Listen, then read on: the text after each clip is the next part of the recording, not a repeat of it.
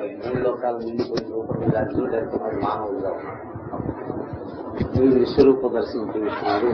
అర్జునుడు చాలా అంగస్తుల్లాగా అయిపోయినాడు కదా. అప్పుడు ఇక్కడ ఉన్న అర్జునుడు వాడి దగ్గరికి కంప్లీట్ గా ఆకాశంలో మోహం ఉన్నటువంటి కృష్ణ పరమాత్మ దగ్గరికి వీడి సౌండ్ వినిపించాలి, వీడి ఆర్తి, బాధ, వీడి ఎక్సైట్మెంట్ ఇవన్నీ కూడా అందులో వినిపించాలన్న.